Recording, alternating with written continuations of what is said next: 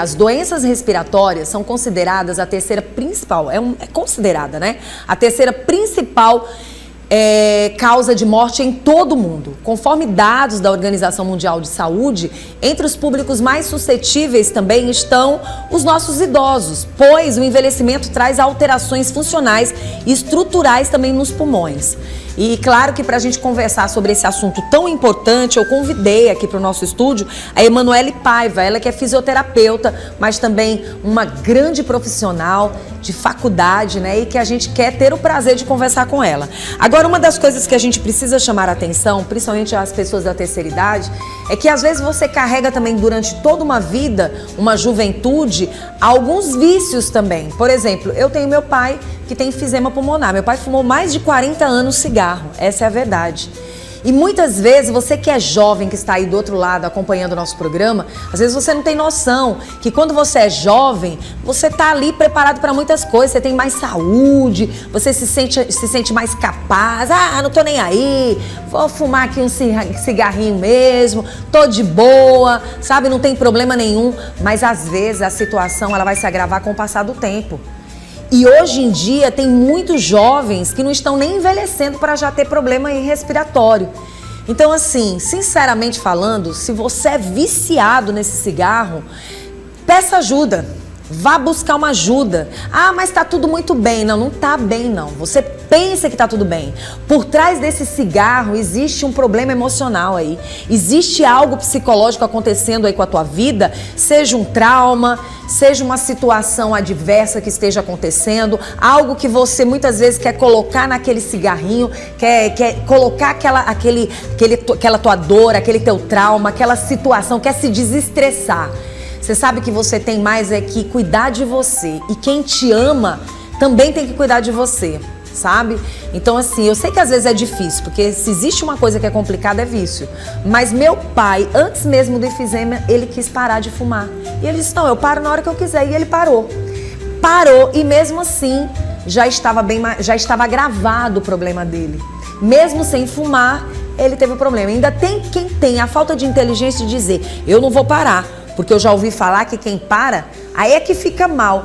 Que conversa é essa? Pare enquanto ainda há tempo, gente. Essa é a verdade.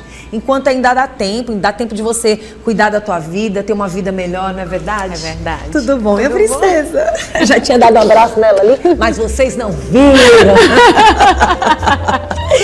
Eita, Emanuele, a gente tem o prazer de hoje conversar com você e a gente chamar a atenção do público que aí está.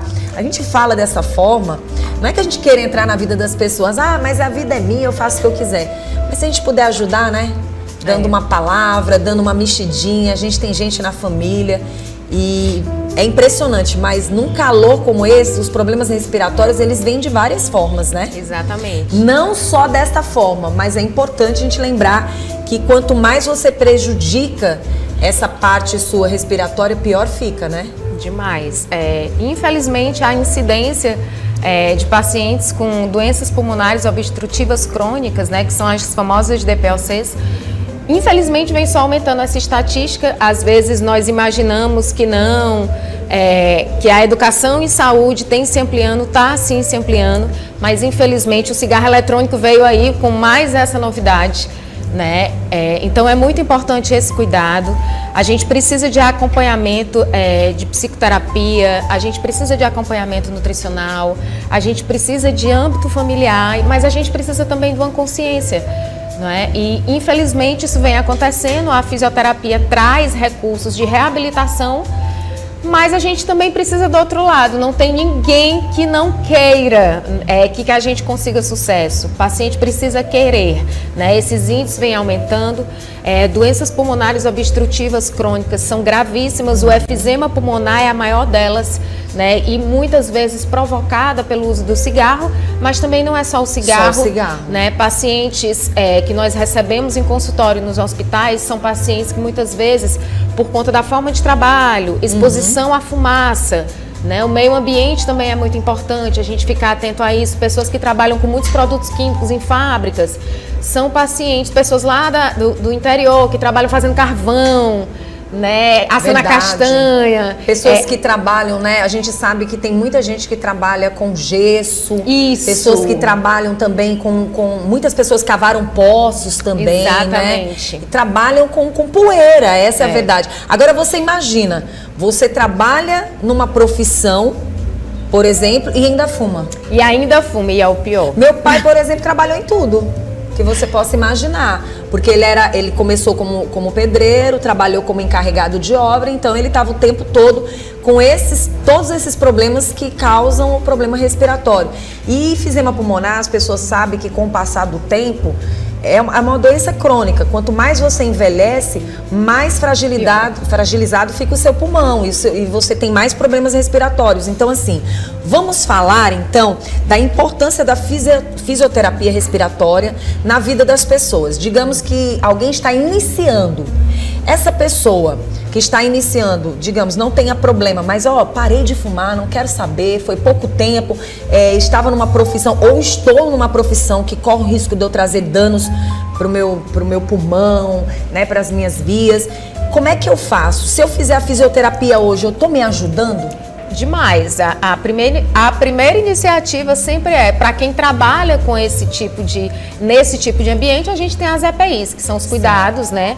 A ferramenta necessária e importante para a gente se proteger. E isso é essencial na saúde do trabalhador.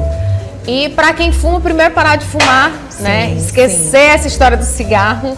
Tentar esquecer, se precisar de psicoterapia, vai atrás da psicoterapia. E dentro da fisioterapia, a gente trabalha com aparelhos respiratórios, exercícios respiratórios. Mas o mais importante, que foi o início da sua fala, né? E é essencial. Eu fumei por 20, 30 anos. E eu ouvi dizer que se eu parar de fumar, não vai ter resultado. É um mito, não é não? É um mito, tem sim. O pulmão, ele não se regenera. Ele não tem essa condição de se regenerar, de ser resgatado. Mas quanto mais você fuma, ele vai piorando, né? E o desgaste é muito maior. Então, parar de fumar é extremamente importante no tratamento, né? É essencial. Não adianta a gente estar usando esses aparelhos, estar fazendo fisioterapia e a gente não se preocupar em parar de fumar. Eu tenho uma curiosidade, eu vou fazer essa pergunta antes da gente dar continuidade a essa fisioterapia. Aquela pessoa que fumou durante muitos anos, por exemplo, quantos anos para quem para de fumar que esse pulmão vai ficar, digamos que limpo? Nunca. É mesmo. Isso então é um mito também. Infelizmente, como eu disse, não tem como nós termos esse resgate pulmonar histologicamente por conta do tipo de tecido. O pulmão, ele é diferente de outros órgãos que nós temos, ele não tem a condição e a capacidade de se regenerar. Mas quanto mais a gente fuma, mais a gente prejudica e piora esse quadro, né? E isso nos hospitais eu escuto muito, né? É uma pergunta que eu sempre faço aos meus pacientes. Eu disse, fumou? Ah, fumei, mas já tô com 20 anos que não fumo mais. Ótimo. Há 20 anos você não piora o seu estado, né? Essa é a questão, Essa é a questão. E se não parar de fumar, fica muito pior. Fica muito pior. Eu acho que essa falta de esclarecimento para que as pessoas tenham esse conhecimento, porque quando você tem esse conhecimento, você vai entender o seguinte, não é a questão de parar de fumar, a questão é de você nem começar. Nem começar, e se começou, tá na hora de parar. Parar, para não trazer mais danos. Eu fiz essa pergunta para você, principalmente assim, com o interesse de ouvir o que você falou, porque a gente realmente percebe isso. As pessoas, elas precisam desse conhecimento, desse esclarecimento. Quando a gente nunca fumou e a gente gripa, a gente vê tanta secreção, né? Imagina só. Aí você se pergunta, meu Deus, por que eu tenho... Porque o mundo está aí e a gente está respirando tudo que aí está. Então, por mais que você diga que não, já é difícil, até para aqueles que não fumam, para aqueles que não estão ali, a gente vê como é que a gripe vem e às vezes a gente pergunta, meu Deus, sai coisa de que lugar? Porque eu nem sabia que tinha isso. É verdade. E é uma coisa que não dá para tentar enganar o profissional de saúde que trabalha na parte respiratória. Às vezes também já tive acesso a pacientes onde eu questionava o uso do cigarro ou o trabalho, porque sempre a gente pergunta, a gente não pode se limitar só ao uso do cigarro, né? Você mais trabalhou fazendo o quê? Até a coloração da secreção é diferente, né? O tipo de secreção é diferente e quem trabalha com isso sabe. O uso do cigarro eletrônico, e aqui eu venho numa fala muito importante para os jovens, né? E que muitas vezes os pais ou os responsáveis não têm conhecimento quanto a isso. O uso de drogas também ilícitas também trazem esse prejuízo para o pulmão. E é muito importante, quantos pacientes eu trabalho ativamente em UTIs, né?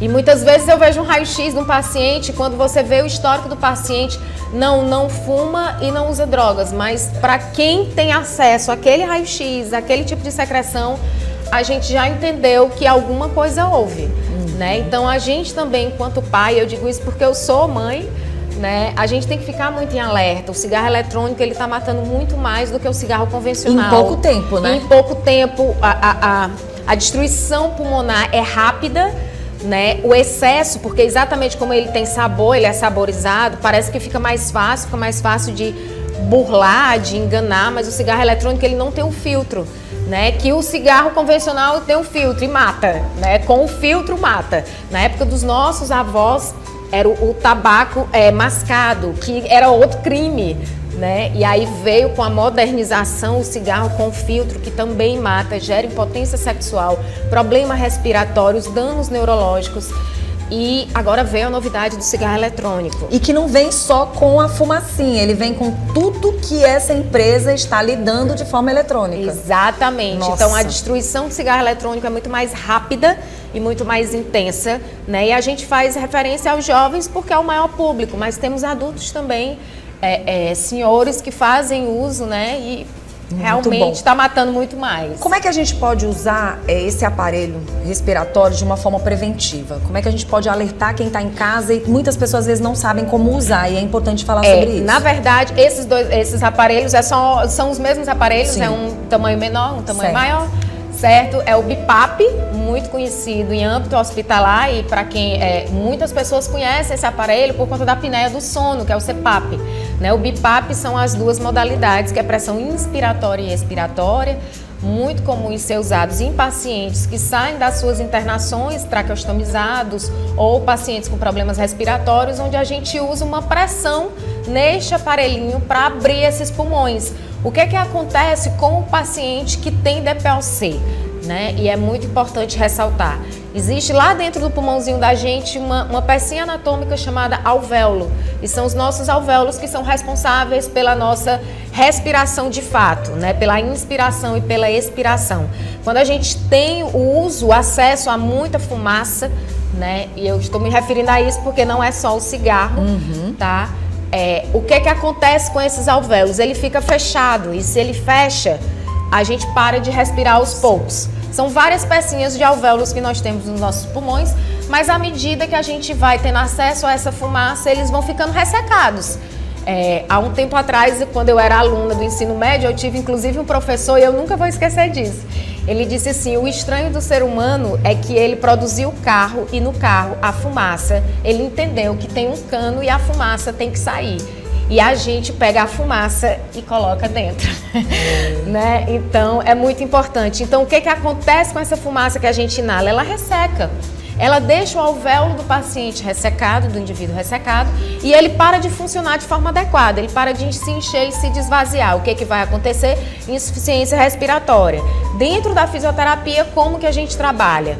Na sua fase inicial, a gente tem como trabalhar com exercícios que aumentam essa pressão, a gente tenta abrir esse alvéolo e a gente pode usar tanto através de exercícios respiratórios como desses aparelhos, né, que são utilizados aqui com as máscaras. Essa máscara é uma máscara nasal, aí tem um contensorzinho que a gente coloca na cabeça, tá certo?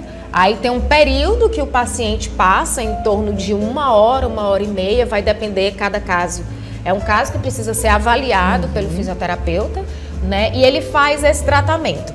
A melhor prevenção é o cuidado. Sim, com certeza. E falando de tudo isso, eu queria só que você pudesse alertar as pessoas que estão em casa e que têm os seus aparelhinhos dentro de casa e que utilizam muitas vezes o soro. Eu vou utilizar aqui um soro e muitas vezes não estão passando por nenhum problema respiratório. O que a gente tem que alertar essas pessoas? O que é muito importante, Nós, até quem tem aparelho ou quem não tem, a gente agora vai entrar no BR-Obró, Sim. né? Sim. Eu até estava conversando com os alunos e eu estava dizendo aos alunos na instituição, vamos ficar atentos porque vamos receber um maior número de casos de pacientes com problemas respiratórios agora no BR-Obró, né, para os nossos atendimentos. A umidade cai e a gente acaba se utilizando daquelas medicações, daquelas ampolinhas para estar umidificando via aérea superior, que no caso são as nossas narinas, e utilizando nesses aparelhos, né? A gente tem que tomar um pouco de cuidado, porque aquelas medicações elas viciam também, né? A intenção dela é umidificar o ar, porque a umidade do ar cai bastante, cai consideravelmente. E aqui na nossa região, a gente tem que entender que não são só altas temperaturas, é alta temperatura e baixa umidade, que é o que fica desconfortável, não é? Então a gente tem que tomar muito cuidado com isso. O uso do soro fisiológico não é tão interessante. Anteriormente a gente usava o soro, porque ele é um pouco salinizado, né? A gente geralmente usa água destilada ou aqueles produtos que a gente compra mesmo, prescrito pelo médico nas farmácias, né, para estar umidificando. Nesses aparelhos a gente costuma usar água destilada. Agora, quando você fala da água, que a gente já tem que terminar, mas é porque é tão sério esse assunto que a gente acaba se prolongando. A gente volta e fala de novo. Mas tipo assim, tem gente que usa para as narinas, mas tem que ter cuidado com o pulmão. Muito cuidado, porque pode haver o que a gente chama de aspiração, não é? A gente tem todo um controle respiratório. E aí, às vezes a gente usa, e muito cuidado também com aquela lavagem nasal que as mãezinhas agora vêm na internet e saem fazendo nos bebês. O que acontece? Se não for feito no momento certo e na hora adequada, que aí é onde a gente fala da mecânica respiratória, a gente vai inalar aquele líquido e aquele líquido vai para o pulmão. E aí isso pode trazer outros problemas respiratórios. Então tem a gente tem que tomar muito cuidado. O ideal é a gente ter um profissional e a gente ter um treinamento para fazer em domicílio, né? Porque a gente tem muito isso. Você faz em você, que é adulto, mas já no bebê a história é diferente, né? Muito diferente. Vão aumentar, infelizmente, muito agora bom. No nosso BR-Obró, vão aumentar os casos de problemas respiratórios, principalmente bronquite, bronquiolite, né? E a própria pneumonia nas crianças. Eu quero agradecer pela sua presença. E assim, a gente tinha mais uma pergunta para fazer, mas o tempo tá super corrido, infelizmente. Mas é o seguinte, essa resposta você vai ter nas minhas redes sociais. Eu vou já fazer a pergunta para ela e vou colocar nas minhas redes sociais para você através do Vanusa Coelho TV. É relacionada aos idosos. Vamos segurar essa e você me segue lá nas redes. Quero agradecer a você. Quem quiser entrar em contato? Nas minhas redes sociais, né? O Instagram é Emanuele Paiva Dantas, né? E também tem o meu telefone de contato, que é 869-9942-6281. E na Uninasal, eu sou coordenadora do curso de fisioterapia de lá e a gente tem atendimento na Clínica Escola. E uma simpatia de pessoa, gente, um carisma assim fora do normal.